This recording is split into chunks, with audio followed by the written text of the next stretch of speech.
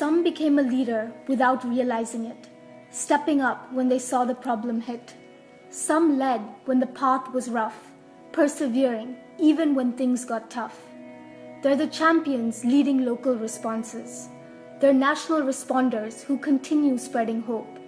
They're the locals who are truly building resilience, innovating ways for their communities to cope. Several sub-national political leaders have shown similar grit on leading from the front in times of strife. Like Odisha Chief Minister Naveen Patnaik's leadership when Cyclone Phylline hit, with immaculate planning and evacuations that minimized loss of life. Naeem Salimi's journey began by founding CORE 28 years ago, inspired due to political diversions of international aid. Despite all the security challenges and even threats to his own life, the passion to help others in Afghanistan didn't fade. Collaborating with the local shoras, he helps build resilience, initiatives around DRR, water, education, and lowering poverty. He reiterates that if we are to lower disparities, working side by side with local communities is key. In the wake of the devastating Nepal earthquake, Namita put her pain aside and stepped up to take the lead.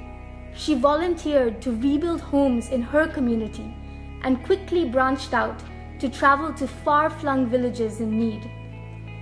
Part of an all-woman household, this was a major feat, stepping out of her village for the first time on her own, as she took on the role of a trainer for people she'd yet to meet, sending a strong, positive message of seeds of empowerment sown. Kenichi Kurosawa survived the 2011 tsunami by clinging to a tree. All night he hung there, anxious about his wife and the cries for assistance. Wading through water the next morning, there was only rubble as far as he could see as he searched for those lost and tried to regain sense. As a survivor, what can I do, he thought, for an unprecedented depression followed for the whole community. Since the refuge center faced the wreckage of his home, up went a giant billboard that stated, "Pull together, Ishinomaki."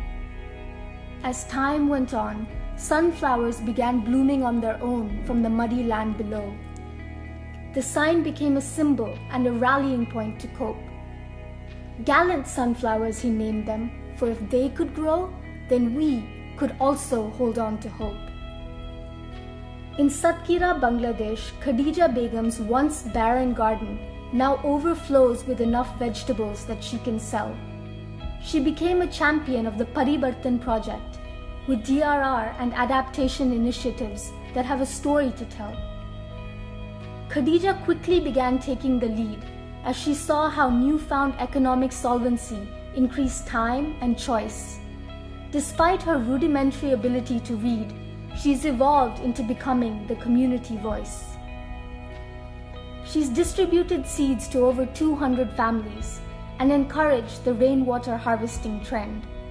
Over 90% of families in her community are now following these techniques, and she's taking on social issues to mend. As these few examples show, each leadership story is different. Each has its own ingredients to occur.